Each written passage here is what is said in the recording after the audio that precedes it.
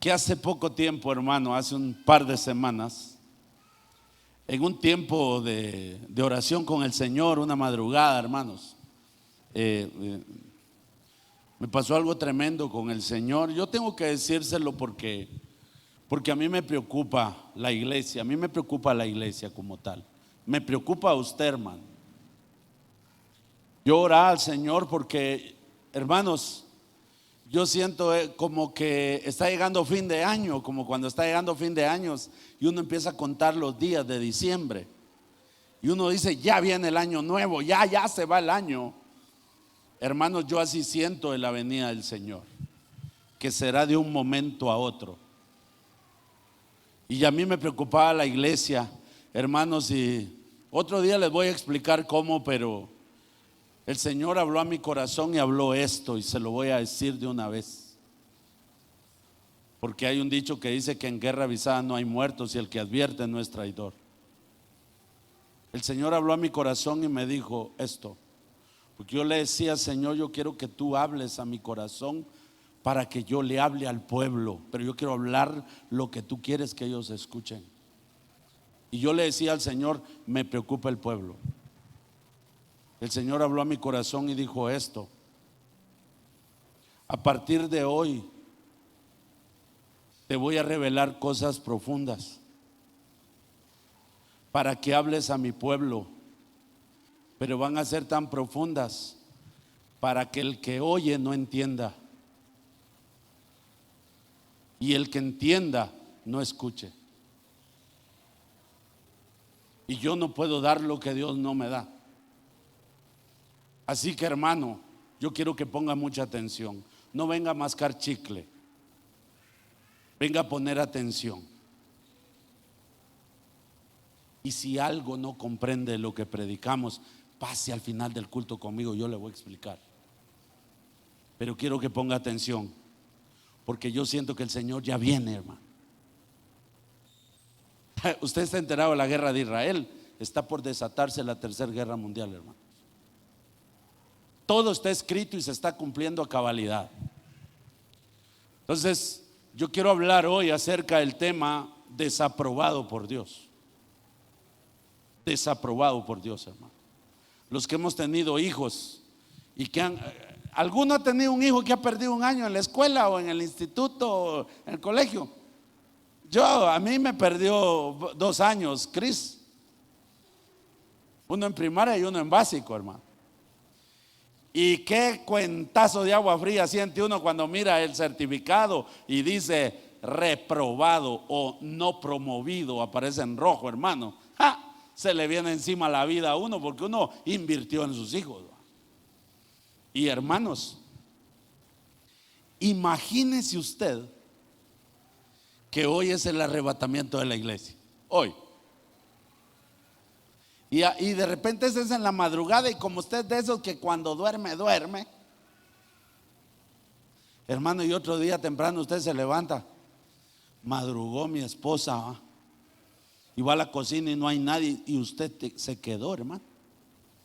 Póngase a pensar qué pasaría. Esto es serio, hermano. La vida cristiana no es juguete. Significa que en su certificado de salvación dice no promovido. Te quedaste porque no fuiste aprobado por Dios. Fuiste religioso y estuviste mucho tiempo ahí, pero fuiste religioso. Es tremendo. Quiero que me acompañe al primer libro de Crónicas, capítulo 10, versículos del 8 al 14. Primer libro de Crónicas, capítulo 10, versículos del 8 al 14. Vamos a irnos metiendo a temas así, hermanos. Yo quiero que usted tome nota. Apunte lo que pueda y lo que no comprenda, venga. Yo le regalo el bosquejo, se lo mando por WhatsApp escrito tal como yo lo predico. Dice así: sucedió al día siguiente que al venir los filisteos a despojar a los muertos, hallaron a Saúl y a sus hijos tendidos en el monte de Gilboa.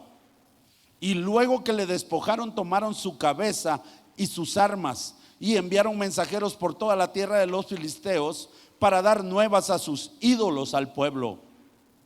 Y pusieron sus armas en el templo de sus dioses y colgaron la cabeza en el templo de Dagón.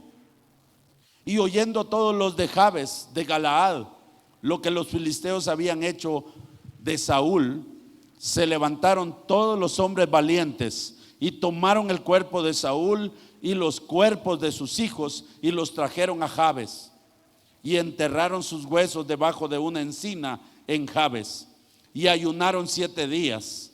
Así murió Saúl por su rebelión con que prevaricó contra Jehová, contra la palabra de Jehová, la cual no guardó, porque consultó a una adivina y no consultó a Jehová.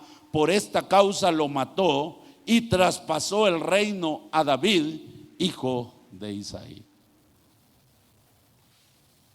En este libro de las Crónicas, que podemos decir que es compañero de Segunda de Samuel, porque ambos hermanos detallan el reinado del rey David. Segunda de Samuel y Primera de Crónicas, ambos relatan el reinado del rey David.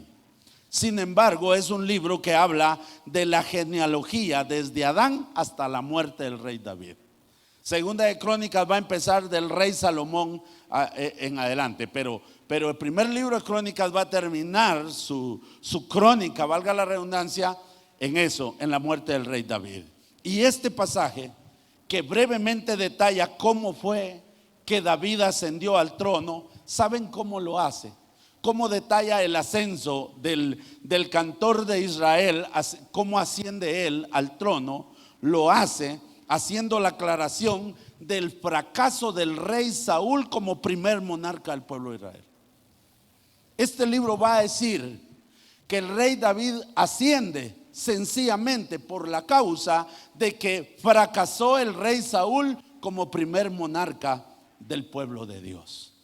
Ahora, pero a la vez nos deja una gran enseñanza que debe hablar hoy a nuestro corazón, hermano. Yo espero que la palabra hable a su corazón. Hermano, es preocupante la manera de vivir el evangelio por parte de una buen grupo de cristianos. Preocupante. Preocupante. La manera como ven el evangelio, cómo lo viven, qué piensan del evangelio. O sea, la manera, mire yo lo hablaba y ponía un ejemplo el otro día. Yo no sé si fue aquí o en otra iglesia, pero yo ponía el ejemplo, la manera de ver el evangelio. Por ejemplo, de repente los que recogen la ofrenda, los que cuentan la ofrenda, van a encontrar un billete roto con un gran hoyo en el centro. No sabemos quién lo echó, pero eso dice cómo ve el evangelio él. Porque él agarra el billete y dice: este billete no me lo pasan en la tienda, aquí lo he hecho. ¿Cómo ve el evangelio? ¿Cómo ve esa ofrenda a Dios? Pero no es como la ve Dios. Eso nos dice qué piensa él del evangelio, qué piensa él de la iglesia, qué mentalidad tiene el hermano de lo que es la obra de Dios. Eso lo dice. Así como dice, hermano, su consagración a Dios, lo dice lo que usted piensa de Dios. Entonces, mire, es tan sorprendente que al menos a mí como pastor me pone muy preocupado, a mí, en cuanto a la salvación, por ejemplo, que como verán no es cosa poca la que me preocupa, porque a mí me preocupa cuando veo el actuar de algunos hermanos, cómo ven el evangelio, pero yo los veo a ellos tranquilos, serenos, no pasa nada. Mire, frescos. Hay gente que ni se aparece a la iglesia, ni se aparece, no le hace falta, hermano. Y usted lo mira, ¿qué tal? Bien, excelente. Hermano, a mí me preocupa, porque él ve el evangelio como algo tan superficial y no lo es. Hablamos de condenación, y eso es el evangelio es vida eterna para el que cree. Pero tenemos que estar conscientes lo que conlleva. Somos salvos por gracia, pero nos cuesta toda la vida.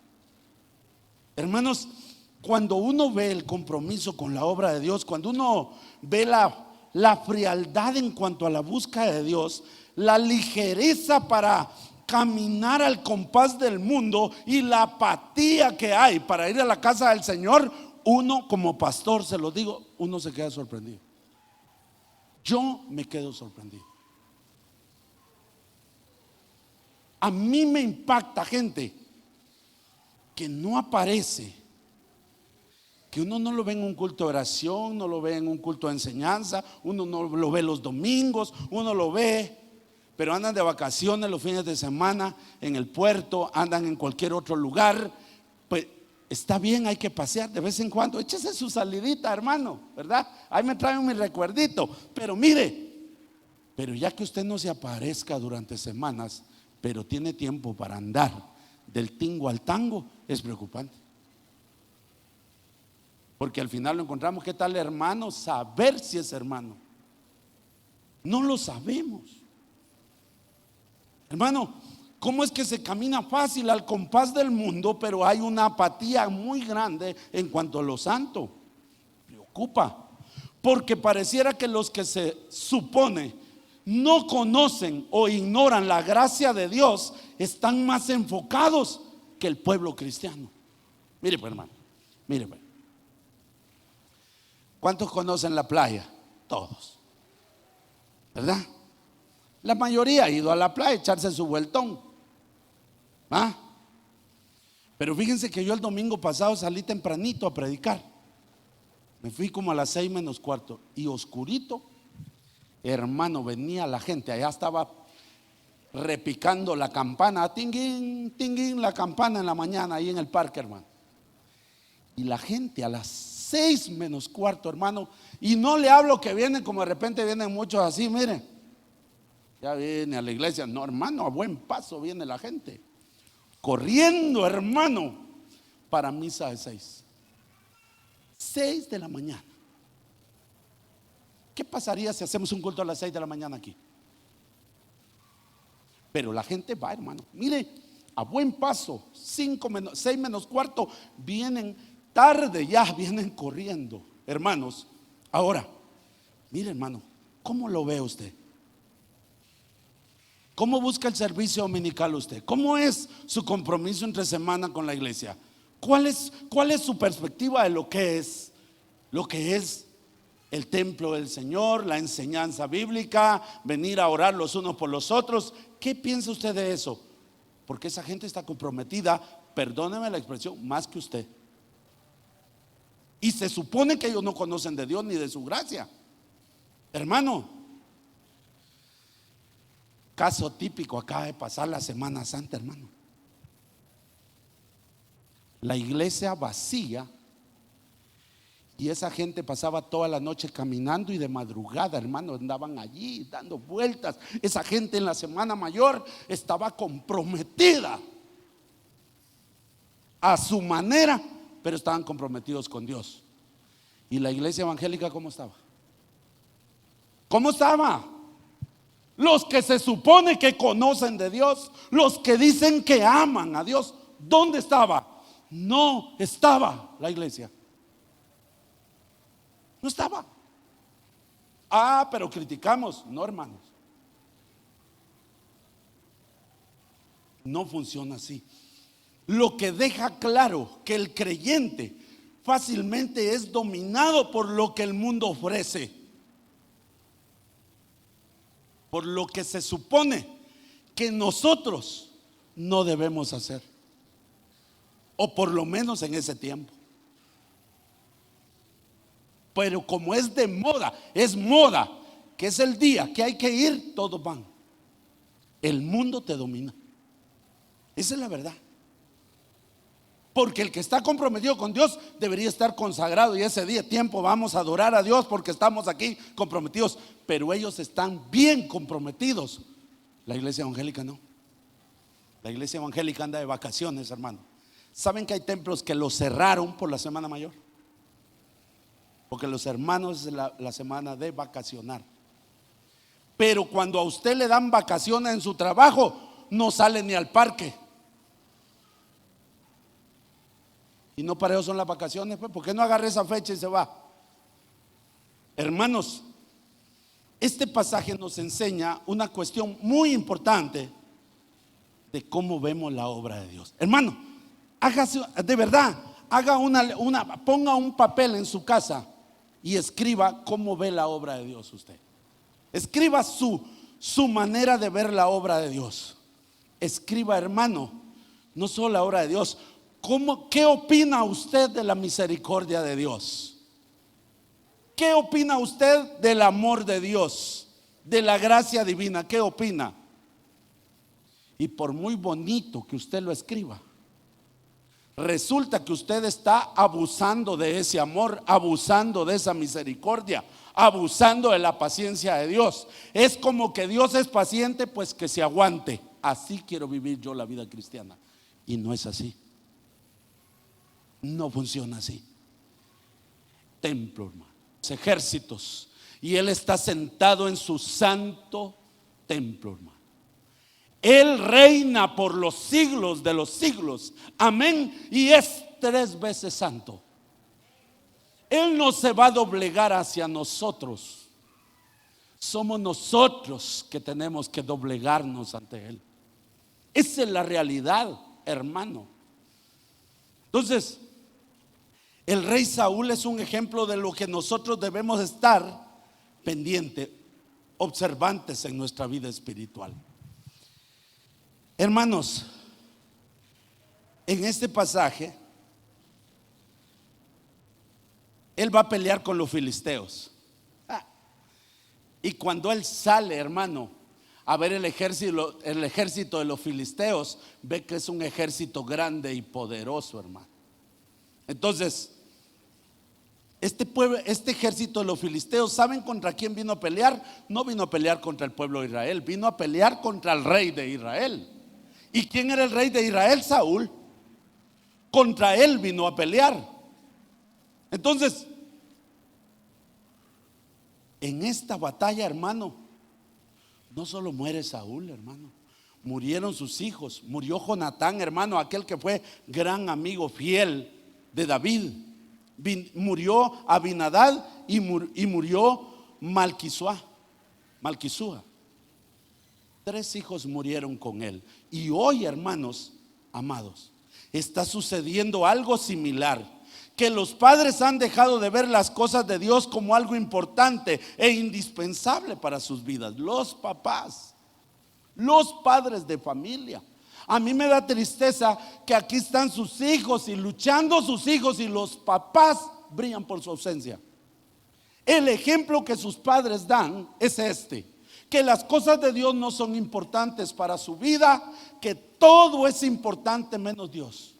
Ese es el ejemplo que están dando, hermano. Ahora, no solo eso, los padres de familia se han enfriado en lo espiritual y como consecuencia no lo han hecho solos. Sus hijos se han enfriado en lo espiritual. Sus hijos se enfrían. Aquellos de los cuales esperábamos grandes cosas, ya no se esperan. Porque si los papás se enfrían y si los papás empiezan a llamarle la atención a sus hijos por estar comprometidos en la iglesia, sus hijos van a abandonar. ¿Saben qué es lo duro? Hija o mijo, mira, vamos a salir hoy. No, papá, yo tengo compromiso en la iglesia. Solo la iglesia, solo compromiso. Deja eso tirado. Vamos a salir a pasear hoy. Hermano, ¿qué estás enseñando? ¿Qué estás enseñando? Tú te enfriaste y estás enfriando a tus hijos. Y a tal punto que vemos a padres de familia consentir a sus hijos lo que a Dios no le agrada. Le consienten a sus hijos lo que a Dios no le agrada, y adivine por qué. Porque ellos están mal. Y como están mal, no pueden corregir a sus hijos. No pueden decirle eso está mal. Peor cuando los hijos crecen, en determinado momento le van a decir, pero ¿por qué vos lo haces así y yo no? Es tremendo. Entonces, a vísperas de la venida del Señor, hermano, por su iglesia, porque esto va a pasar de la noche a la mañana, en un abrir y cerrar de ojos. Esto está pronto, hermano. Esto está pronto a suceder. Tenemos que entender a vísperas de que el Señor venga por su iglesia. Esto es preocupante y peligroso, pero pareciera que no estamos conscientes. ¿Saben cómo estamos? Como Saúl. Saúl ya le quitaron la monarquía, ya Dios le dijo que él ya no es rey, pero él sigue con su corona de oro, paseándose con su manto de rey, sabiendo que Dios le dijo que ya no. Y así parece que estamos. ¿Saben cómo? Sabiendo y estamos conscientes que estamos mal. Como papá estoy consciente que estoy mal, como mamá tal vez estoy consciente que estoy mal, pero no importa. Con que vayamos un día a la iglesia al mes, suficiente. Y Cristo viene por su iglesia. Hermano, honestamente, esto lo sabe el creyente lo sabe. ¿Viene por ti o no viene por ti? ¿Vas o te quedas? Y eso lo sabe uno, hermano. Uno lo sabe porque el Espíritu Santo, si mora en ti, Él te da, Él te dice cómo estás. Mire lo que dice 1 Crónicas 10, 13 y 14. Los dos versículos, en esto me voy a enfocar. No nos va a dar tiempo de ver el resto. Mire, así murió Saúl por su rebelión con que prevaricó contra Jehová, contra la palabra de Jehová, la cual no guardó. Y porque consultó a una adivina y no consultó a Jehová, por esta causa lo mató y traspasó el reino a David, hijo de Isaí. En esto nos vamos a enfocar porque no nos da tiempo de más. Lo primero, Saúl murió por su rebelión y prevaricación contra Dios y su palabra, la causa de su muerte. Hermanos, la muerte de Saúl tuvo que ver con rebelarse contra Dios. Rebelarse. La rebelión es en el contexto bíblico, en este contexto, es desobediencia a Dios, pero no cualquier desobediencia. Ahora escuche bien, hermano. Ponga atención a esto, porque posiblemente usted está en rebelión y no lo sabía. Usted está en rebelión y no lo sabía. Y si usted está en esta situación, hermano, tu vida está en riesgo. Tu vida está en riesgo, aunque usted no lo crea. Miren, porque cuando hablamos de rebelión, equivale a no necesitar de Dios. Eso es rebelión. No necesitar de Dios. Estamos hablando de una persona que se siente autosuficiente. Es autosuficiente.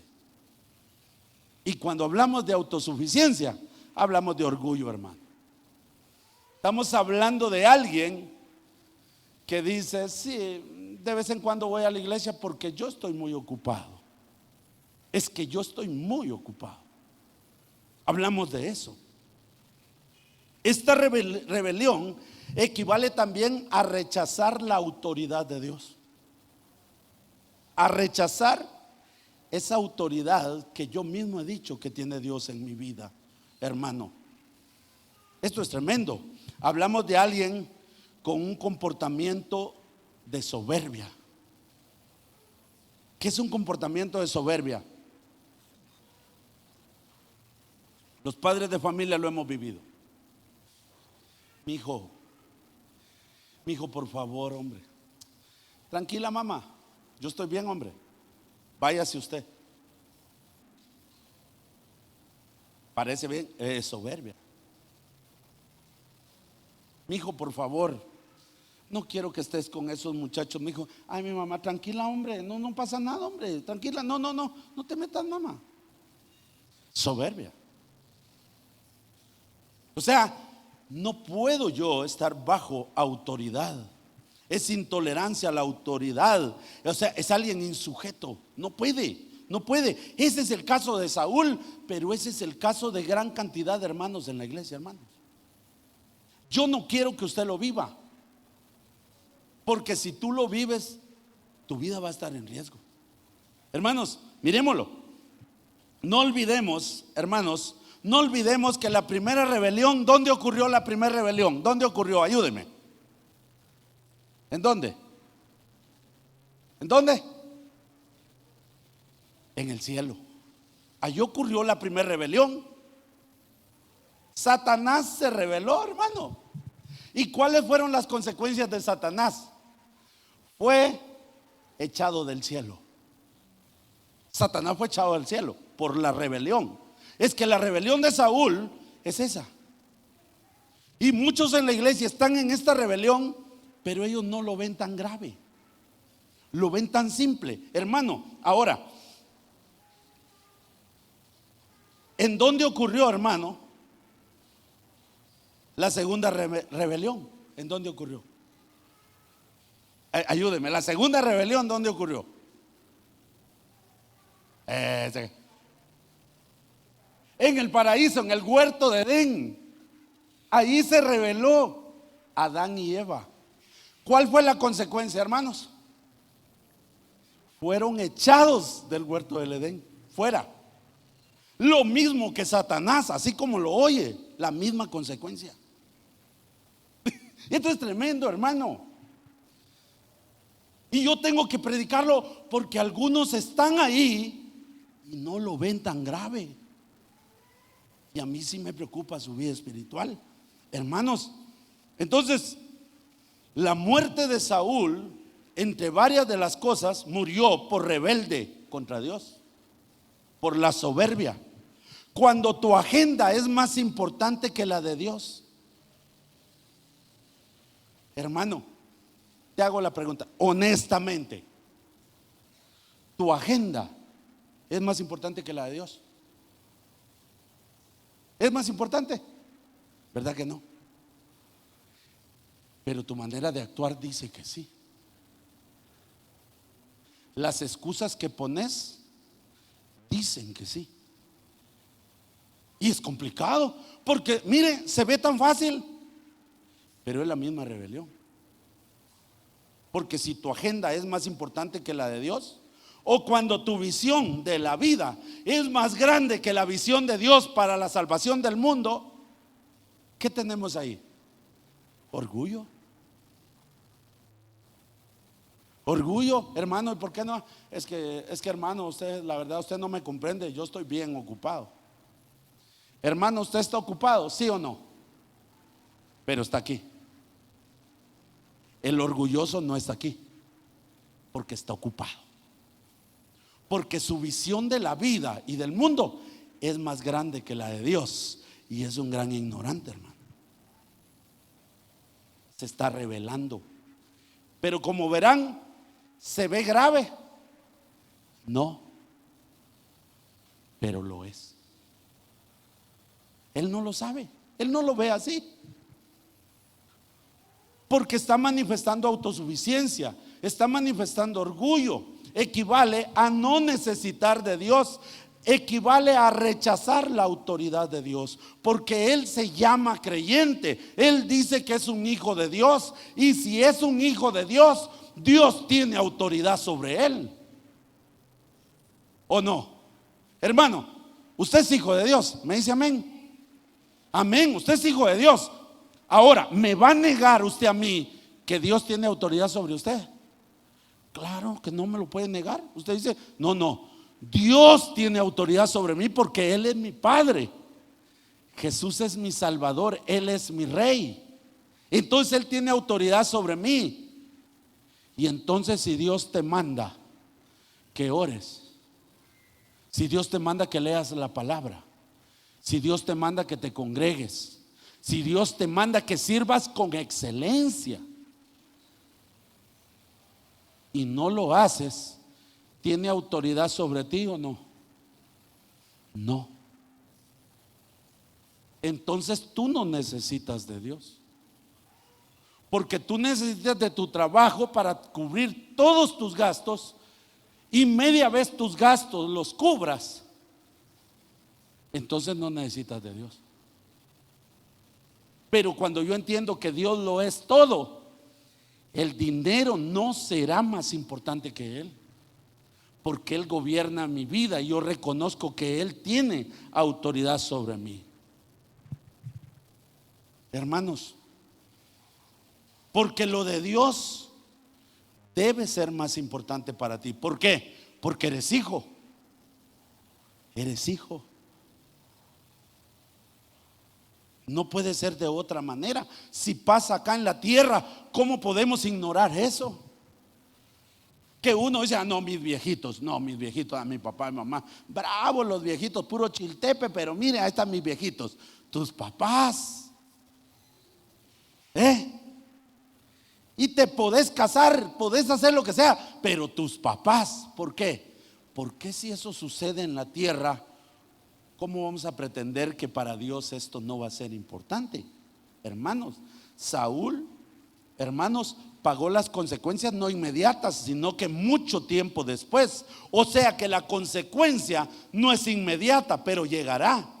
Muchos dicen, no entiendo, si todo iba bien, ¿qué pasó? Si todo parecía bien y de repente se cayó, de repente todo salió mal, de repente se vino abajo todo, de repente de estar solvente económico ahora no hay qué hacer, de repente de estar sano ahora estoy gastando demasiado en doctores, en medicina. ¿Qué pasó? Pero es que no pasa de inmediato. Saúl se rebeló contra Jehová y siguió gobernando, pero la consecuencia al final vino. Yo debo cuidar esto. Debo cuidar. La rebelión impide que un creyente prospere o que permanezca prosperado en lo material. Puede prosperar un tiempo y de repente, hermano, le es quitado todo. De repente lo puede perder todo. Y empieza la lloradera y empieza hoy, Señor, pero no nos damos cuenta que tiempo atrás menospreciamos eso. Menospreciamos la gracia, menospreciamos la salvación, menospreciamos el congregarnos, menospreciamos la iglesia, menospreciamos servir. Pero pasa el tiempo y cae. Entonces, debemos entenderlo. La palabra dice que también prevaricó contra Dios. Esto significa, la prevaricación según la Biblia significa faltar a sus deberes injustamente, estando consciente de ello, para favorecerse o para favorecer a alguien. En el caso de Saúl, hermanos, fue para favorecerse a sí mismo. Dios le mandó a Saúl que se deshiciera de Amalek, que matara a Amalek. Sí, eso fue lo que le mandó. Pero Saúl no lo hizo, porque Saúl era rey y quería que el pueblo le aplaudiera. Miren qué tremendo. Desobedeció para tener el aplauso del pueblo. Qué triste, hermano. Qué triste que te aplaudan allá donde trabajas, pero que Dios no te aplauda. Esto es peligroso. Él no destruyó a Amalek. Esto lo llevó no solo a eso, hermano, para mantener al pueblo. ¿Saben qué hizo Saúl? Ofreció el sacrificio él, cuando el que tenía que ofrecer el sacrificio era el sacerdote, era Samuel, que también era profeta. ¿Y saben qué hizo? No se apura Samuel, hombre, no se apura. La gente se me va a desesperar. Él quería la popularidad. ¿Y saben qué hizo? Yo voy a ofrecer el sacrificio. Miren qué tremendo. Usurpó el puesto del profeta Samuel para quedar bien en frente del pueblo. Para quedar bien. Hermanos, ¿saben que muchos de ustedes pueden quedar bien con todos y menos con Dios? Sí, hermanos. Fíjense que mi padre murió hace 2 años. Ahí está el hermano Mincho, yo creo que el hermano Mincho se acuerda de ese día. Me llaman a las 3 de la tarde y me dicen: mi papá está grave y te está clamando, tenés que venirte ahorita.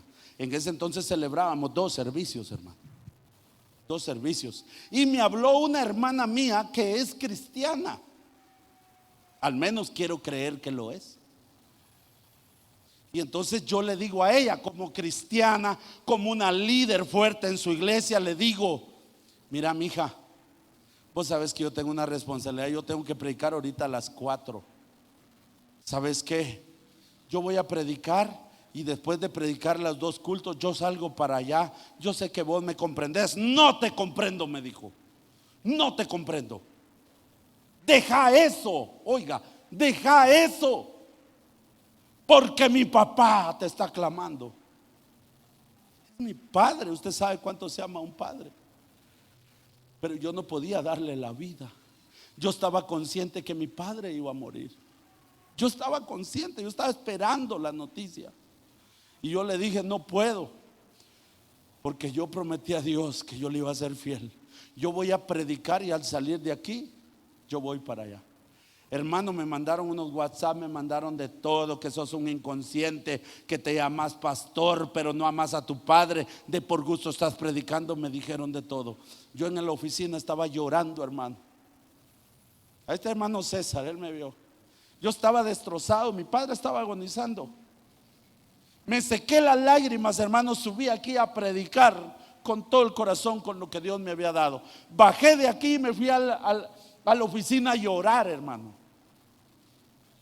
Regresé de la oficina y solo le dije a mi esposa: antes que me baje a predicar, te vas y alistas todo, pues solo termino de predicar, nos vamos. Yo terminé de predicar, hermano, me subí, me quité el tacuche, la corbata y sale. Y aquí estaba el hermano Mincho, había recogido una ofrenda para mi gasolina, hermano, y a esa hora salí. Esa madrugada yo llegué a medianoche, no, llegué como a las 11 de la noche. Pero a las 3 de la mañana mi padre se entregó a Cristo ese día, hermano. Ahora, hermanos, ¿por qué es que alguien puede dar más? Si usted y yo somos iguales, somos humanos, imperfectos, llenos de errores, hermano. No podemos. Hermanos, Saúl pecó. Mi familia me hubiera aplaudido, hermano, pero Dios no. Dios es primero, hermano. Tiene que entender qué lugar ocupa Dios en su vida. Hermanos, primero le fue quitado el reino a Saúl. Entonces, cuando alguien entra en rebelión y en prevaricación contra el Señor y su palabra, no siempre es quitado inmediatamente, pero el respaldo de Dios le es quitado. Miren, entendámoslo, hermano, porque yo no sé si usted lo está viviendo. Yo no quiero que lo viva. Y si lo está viviendo, regrese al camino. Cuando todo va mal, hermano, ¿no será que el respaldo de Dios te fue quitado? Porque él ya no era rey, seguía con su corona, pero ya no tenía la unción ni el respaldo de Dios como monarca. Hermanos, sin el respaldo del Señor, hermanos amados, debería darnos miedo caminar por la vida, hermano. Sin el respaldo del Señor, yo no quiero caminar por la vida, hermano. Me daría miedo. Hermano, sin el respaldo del Señor, algo me puede pasar, de un tropezón me puedo morir. Algo puede pasar. Yo necesito que el Señor esté conmigo. ¿Me dice amén? Debemos anhelar eso, porque no solo podemos llevarnos grandes desilusiones y padecer dolores, sino vivir vidas de apariencia, sabiendo que algo no está bien con Dios, pero aún así seguir siendo el gran siervo de Dios. Yo sé que algo está mal con Dios, pero no, es que yo soy el siervo de Dios, sabiendo que estoy mal. Yo puedo andar por la vida, es que yo soy un hijo de Dios, sabiendo que detesto ir a la iglesia, hermano. Yo soy un gran hijo de Dios y odiando a mi hermano. ¿Cómo te vas a llamar un hijo de Dios? ¿Cómo vas a levantar el pecho si tú sabes que estás mal? Eso le pasó a Saúl. Miren esto. Entonces Saúl siguió reinando, pero él sabía que no tenía la aprobación de Dios como rey. Entonces podemos ver que una persona que camina en rebelión contra el Señor, por lo general se aferra a ser hijo, a ser líder, se aferra a un privilegio, pero no tiene la unción. Alguien se puede aferrar a algo sin tener el respaldo de Dios. Y solo es, como dice 1 Corintios, címbalo que retiñe. Porque si Dios no está con nosotros, solo bulto andamos haciendo, hermano. Entonces, hermanos, esta tarde, ¿cómo se siente usted? ¿Se siente bien con Dios? La verdad, hermano, esto es entre usted y Dios. ¿Cómo está? ¿Se siente bien con Dios? Si muere hoy, ¿de verdad, hermano, usted va con el Señor? ¿O solo ha vivido una vida de apariencias de cristiano, pero realmente tu vida deja mucho que desear, hermano? Tu vida dice que tú saber si eres salvo. Ahora, ¿cómo sé yo que estoy prevaricando contra Dios y su palabra? Le voy a dar dos ejemplos. El primero, Juan 8, versículo 34 al 37. Jesús le respondió: de cierto os digo, que todo aquel que hace pecado, esclavo es del pecado. Y el esclavo no queda en la casa para siempre. El Hijo sí queda para siempre. Oiga esto. Así que si el Hijo os libertare, verdaderamente seréis verdaderamente libres. Oigan, versículo 37. Sé que sois descendientes de Abraham, pero procuráis matarme, porque mi palabra no haya cabida en vosotros. Oigan lo que le está diciendo. Sé que ustedes son hijos de Abraham, pero la palabra que yo les estoy dando no haya cabida en ustedes. Hermanos, el que vive bajo esta condición siente que es hijo de Dios, pero cuando la palabra lo confronta, esa palabra no haya cabida en él. No haya cabida. Es fácil aceptar su situación. Está teniendo un comportamiento como el mundo, pero no le importa. Y cuando la palabra llega y lo confronta y lo pone con los pies sobre la tierra de cuál es su condición espiritual y el riesgo que corre, cuando la palabra llega, choca con usted, se ofende. Yo digo que el pastor por mí lo está diciendo. Sí, por usted lo estoy diciendo, porque yo le estoy predicando a la iglesia, yo no le estoy predicando a las sillas. Entonces, si alguien se siente confrontado y dice, se molesta, usted posiblemente la palabra no haya cabida en su corazón. Es decir, como no haya cabida, adivinen qué va a pasar en su vida. Nada. Usted va a salir de acá igual como entró. Lejos de obedecer la palabra, se va a ir ofendido. Segundo ejemplo, Juan capítulo 3, versículo 19 y 20. Y esta es la condenación, que la luz vino al mundo y los hombres amaron más las tinieblas que la luz, porque sus obras eran malas. Porque todo aquel que hace lo malo aborrece la luz y no viene a la luz. Escuche, para que sus obras no sean reprendidas. Mire esto, la palabra de Dios será luz y lumbrera a tu camino, no lo dudes. Pero si tu corazón está contaminado completamente del mundo, no ignoras la verdad. Tú sabes cómo es un hijo de Dios, pero cuando eres exhortado con la palabra, no te parece que seas reprendido por tu mal comportamiento, te ofendes. Así actúa el mundo. Saúl actuó como el mundo actuaba. Así actuó Saúl. Hermanos,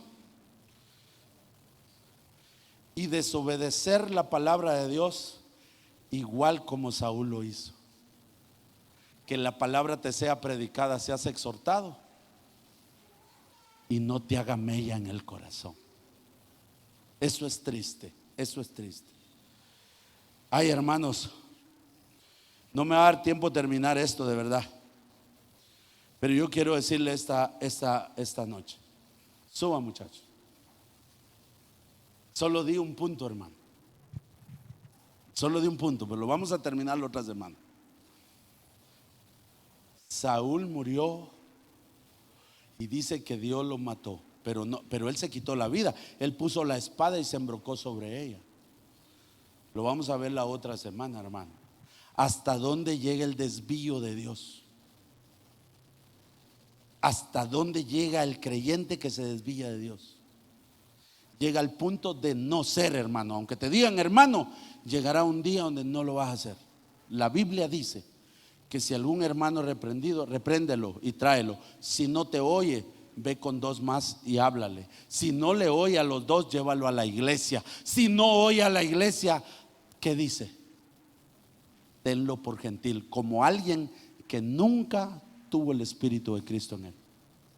No fue salvo. Qué duro. Qué duro que yo te llame mi hermano y al final tenga que presentarte el Evangelio de Jesucristo para que recibas a Cristo, porque tus acciones dicen que no eres un hijo de Dios. Ahora imagínate que Cristo viniera hoy por su iglesia, hoy, y que te encuentres así, odiando, que te encuentres entre Jerez y Fronteras. Algún día me voy a decidir por Cristo. Y si viene hoy y te quedas, algún día voy a corregir a mis hijos, algún día voy a tomar autoridad. Mientras mis hijos estén bajo este techo, yo voy a tomar autoridad y yo voy a hacer la parte que me corresponde. Algún día, y si no llega ese día y tus hijos te quedan, y si se quedaran a pasar la tribulación y la gran tribulación, porque dijiste algún día, primero Dios, algún día voy a cambiar. Tal vez tiene razón el pastor, pero lo voy a pensar bien, porque él no tiene nada que hacer, de verdad. ¿Por qué no me explica cómo es su trabajo? Yo lo hago una semana y usted hace una semana. Probemos. Hermano, es tiempo. Ya estuvo bueno. Comprométete con el Señor. No te comprometas conmigo. Yo no te puedo salvar. Yo no soy tu salvador. Tu salvador es Jesucristo. Él fue a la cruz, Él dio la vida por ti. Por su sangre bendita es que nuestros pecados son perdonados. Pero debes de comprometerte ya. Ve a tu casa, agarra a tus hijos, y si tú no has sido ejemplo, diles: hijos míos, perdónenme, yo no he sido ejemplo para ustedes. Madres, si has ofendido a tus hijos, los has hecho sentir miserables, ve a tu casa y dile: hijo, hija, perdónenme. Si yo he sido la piedra en el zapato para que ustedes se consagren, hijos, perdónennos. Pidamos perdón. Ya es tiempo, hermanos, de tener presente que Cristo viene por su iglesia. Cristo viene y aparecerá de un momento a otro. Y los que estén inscritos en el libro de la vida, hermanos, son los que se van. El resto, hermano, se queda. El que vivió doble vida, una vida de apariencias, el que se las picaba de hermano, pero era más chismoso que no sé qué, era murmurador, era blasfemador, era, hermano, vivía dos vidas, una vida en su trabajo y otra en la iglesia. Hermano, se queda. Perdóneme, pero se queda. Hay señales quién es un hijo de Dios. Un día de eso vamos a hablar. Quiero pedirle que se ponga de pie. Quiero pedirle que se ponga de pie.